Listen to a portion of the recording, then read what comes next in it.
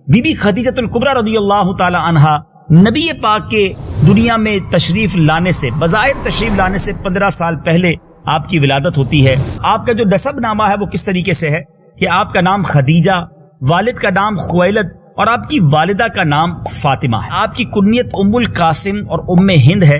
آپ کے القابات بڑے شاندار ہیں، سب سے مشہور تو لقب کبریٰ ہے، اور یہ اتنا مشہور ہو گیا کہ آپ کے نام کا ہی گویا حصہ بن گیا، خدیجۃ الکبریٰ رضی اللہ تعالی عنہا آپ کو کہا جاتا ہے۔ ایک اور مشہور لقب طاہرہ ہے، اسی طرح آپ کو سیدہ قریش بھی کہا جاتا ہے، ایک لقب صدیقہ بھی ہے۔ سبحان اللہ۔ آپ رضی اللہ تعالی عنہا،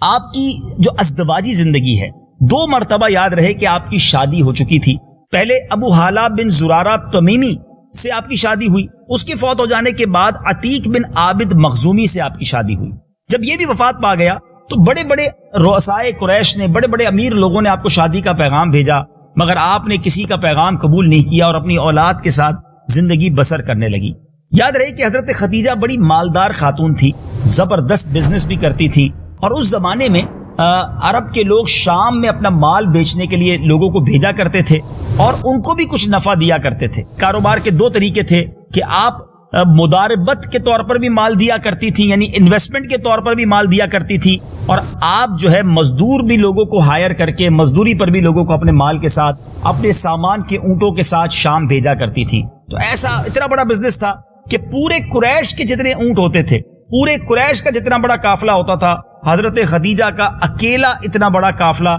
تجارت کے لیے جایا کرتا۔ تو آپ کو ہر وقت دیانت دار امین لوگوں کی حاجت رہتی تھی۔ اچھا، اب نبی پاک علیہ الصلوۃ والسلام سبحان اللہ اس پورے معاشرے میں، اس پورے دور میں امین اور صادق کے نام سے مشہور تھے۔ اب نبی پاک علیہ الصلوۃ والسلام سے ابو طالب نے، آپ کے چچا نے درخواست کی کہ غربت کے دن ہیں، مال و دولت کی کمی ہے۔ حالانکہ ابو طالب جانتے تھے کہ نبی پاک کو کہیں شام کے یہودیوں کی طرف سے، وہاں کے غیر مسلموں کی طرف سے کوئی نقصان نہ پہنچ جائے، مگر آپ نے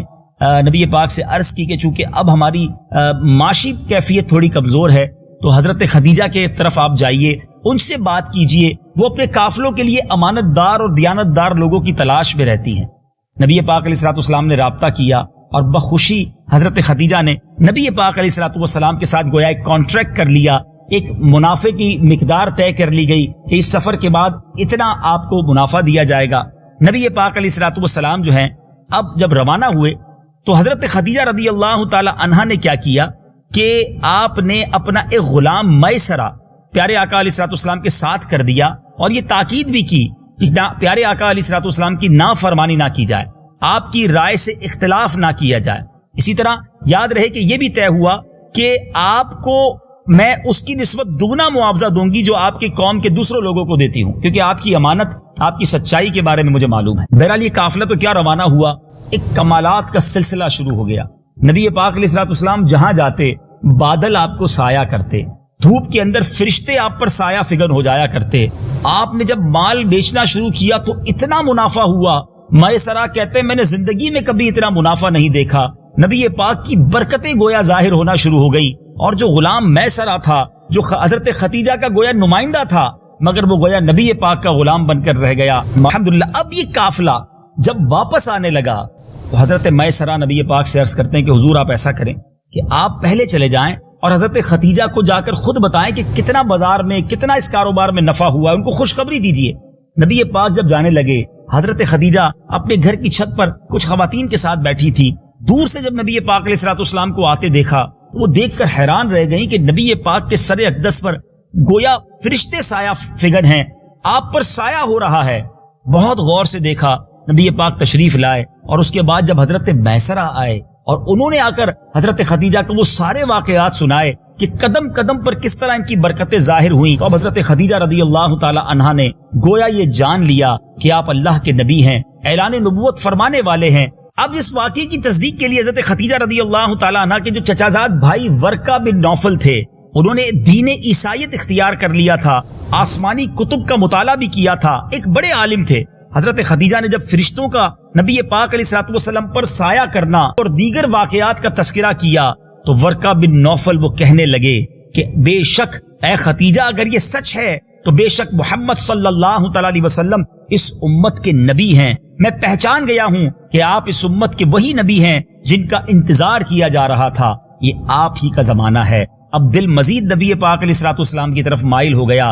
وہ حضرت خدیجہ جن کو بڑے بڑے رؤسا، بڑے بڑے قبیلے کے سربراہوں نے نکاح کی پیشکش کی تھی، آپ نے کسی کا رشتہ قبول نہیں کیا، اب نبی پاک علیہ الصلوۃ والسلام کی نکاح میں آ جاتی ہیں، اپنے لیے سعادت سمجھتی ہیں۔ اے میرے میٹھے اسلامی بھائیوں، یہاں ایک بات بڑی سیکھنے والی ہے۔ سرور کائنات میرے آقا علیہ الصلوۃ والسلام کا پہلا نکاح جو ہوتا ہے وہ ایک ایسی خاتون سے ہوتا ہے جو شادی شدہ ہیں، نبی پاک سے عمر مبارک میں بھی زیادہ ہیں، مگر پیارے آقا علیہ الصلوۃ والسلام نے اس نکاح کو کر کے بہت ساروں کے لیے ایک زبردست لیسن بھی دیا ہے کہ بعض اوقات اپنے سے زیادہ عمر کی خاتون سے کوئی شادی کرنا نہیں چاہتا، کسی بیوہ سے لوگ شادی کرنے کو معاذ اللہ اپنے لیے کمتر سمجھتے ہیں، لیکن سبحان اللہ نبی پاک کا پہلا نکاح ان کے ساتھ ہوتا ہے، اور پھر یہ جوڑا کتنا مبارک ہے۔ سبحان اللہ، حضرت خدیجہ رضی اللہ تعالی عنہا ہی وہ ہستی ہیں جن کے یہاں خاتون جنت بی بی فاطمہ الزہرا رضی اللہ تعالی عنہا کی ولادت ہوتی ہے۔ میرے آقا کی جگر کا جو ٹکڑا جنہیں کہا گیا،